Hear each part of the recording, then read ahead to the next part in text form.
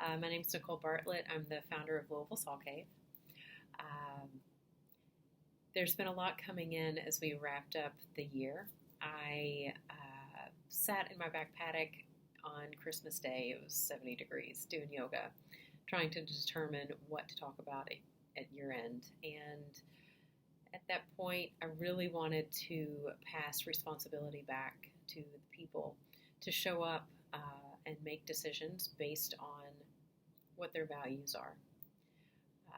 And since that time, continuing to sit and listen in with Spirit, I've determined that what matters this year is our faith. I haven't determined, I've been told what matters is our faith. And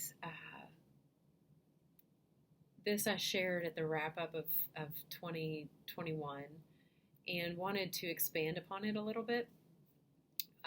This morning, I'm recording this on Sunday.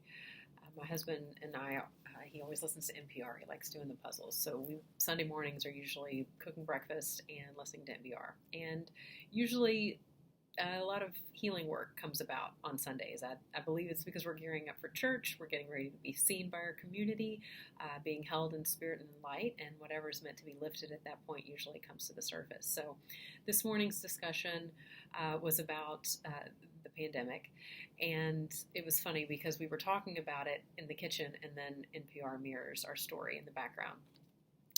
And then our conversation went from immunology to spirituality, and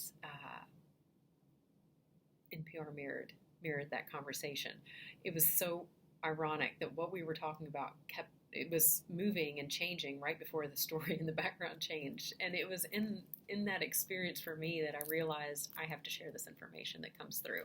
I don't do that often. It's something that I hold near and dear and express through blog writing. And the messaging coming through this year is to do it on video. So I'm going to continue blog writing. That will be a lot more thought through. But in this presentation form, you get my essence, which I'm hoping has a transmission. So in this focus around spirituality, our spiritual life needs to be cultivated. In 2020, we talked about physical health. In 2021, we became more aware of the mental well-being. And every time we've held any type of conference at the Louisville Salt Cave, every speaker has talked about the importance of mind, body, spirit. We haven't, as a society, collectively come to terms with this missing piece, which is our spirituality. NPR did this morning, and they talked about vision boards and how important it is to feel and be the experience that we want to create. At the cave, we say, go inside to create your outside, because we know that being comes first. So we have to embody this feeling that we want to create before it actually happens. And that is what was being discussed on NPR, and that is what, for me, a lot of what spirituality is, our knowing our intuition, knowing what it is that is serving us or not serving us. I learned from my first teacher out of college, Dr. Pierce Lyons, that we have to be the change we want to see in the world. And that has never been more true than it is today. Carolyn Mays, who's somebody that I follow religiously now, says that we're past the time of something coming to save us. We have to stop seeking a God outside of ourselves for answers, for the return of Christ. It's a Christ consciousness that we have to enable and have to embody. And that's available to each one of us at any time. It's just a matter of tuning in to listen to it. As a society, we are addicted to drama. We want to cling and be affected by everything that's happening outside of us. We have to work to break these addictions. It could be anything from technology to negative thought patterns to alcohol and drugs to food.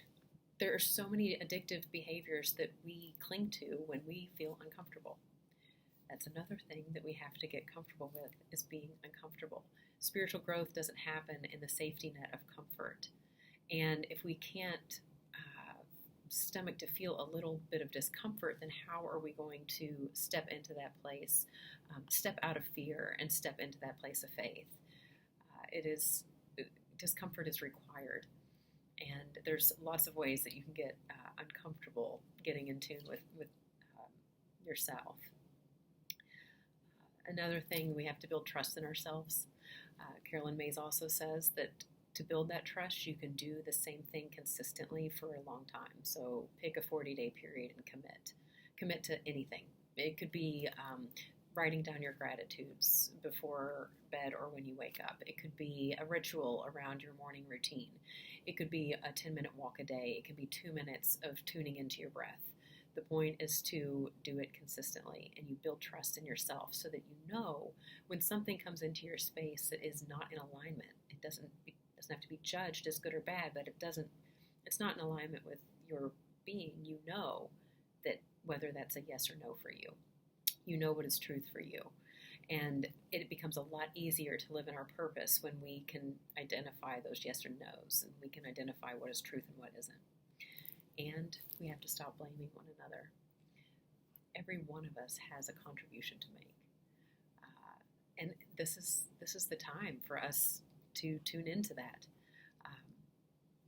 We're all here for a purpose, and depending on who we are, that purpose might be different, but we can tune into that by doing creative projects. What inspires you? Like, where do you love to spend your time? Do more of that, right? That is how we serve our world. That is how we show up as the gifts that we are. Coyotes have been running around our yard lately, and they represent the trickster. They represent fun in life, and that is what this life is about, is having experiences. It is about Leela, divine play. We are all here acting it out, good and bad, ugly and beautiful and hard and grief-stricken and miracles. We're here to experience them all in the divine play that is Leela. And that coyote coming around the past few days is reminding us to be not only in that play, to laugh at life, but one representation is that if you find yourself in a challenging situation, it's time to pivot, that you have the resources to survive. So in a time where survival has been our absolute necessity, we need to look at this from a holistic perspective. We've done really great at identifying our physical and mental needs. But I think this year, especially, we're really focused on our spiritual needs. So I just invite you to tune in to the cave. If you want to work with me as a healer along your journey, I'm available for that. And I am excited about what the future holds.